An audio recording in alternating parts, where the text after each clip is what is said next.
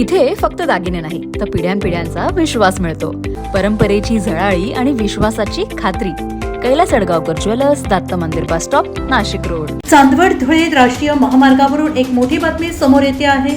गेल्या 18 वर्षांपासून अपघात विभागात चांदवड टोल नाक्यावरील अत्यावश्यक सेवा देणाऱ्या 75 स्थानिक कामगारांना आणि धुळे येथील टोल नाक्यावरील 75 स्थानिक कामगारांना नवीन ठेकेदार कंपनीने अचानक कामावरून काढून टाकले आहे.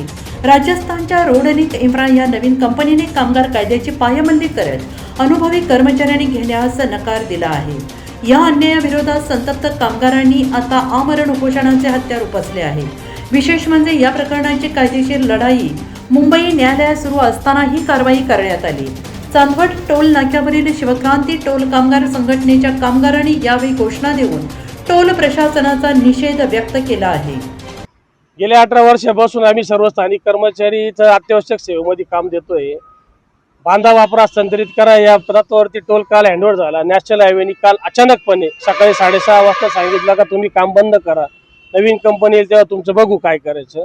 आम्ही त्या संदर्भात त्यांच्याकडे दाद मागितली. त्यांनी सांगितलं का आम्ही बघू करू, पण आज आमची नोकरी गेलेली आहे. आणि या संदर्भात आम्ही आदरणीय केंद्रीय मंत्री रामदासजी आठवले साहेब यांना निवेदन दिले, खासदार भगरे सर यांना निवेदन दिलं, खासदार शोभाताई बच्चव यांना निवेदन दिलं आणि सगळीकडे नितीन गडकरी साहेबांना असेल, PM साहेबांना असेल, आम्ही हा ईमेल केलेला आहे. लेबर कमिशनरांकडे दाद मागितली आहे. लेबर कामगार कोर्टामध्ये आमचा दावा प्रलंबित आहे. कर्मचारी इथे काम करतोय आणि NHIने अचानकपणे सांगितलं का तुम्ही सकाळी 6:30 वाजेपासून तुम्ही काम बंद झालेलं आहे. आम्ही 18 वर्षापासून इथं काम करतो आणि अचानकपणे कसं काय तुम्ही सांगता का काम बंद करा. आणि 18 वर्षापासून आमचा अधिकार आहे ना, आम्ही इथं काम करतोय म्हणून.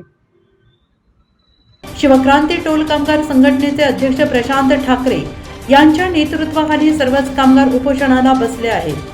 NCR न्यूजसाठी सुनील अण्णा सोनवणे, चांदवड.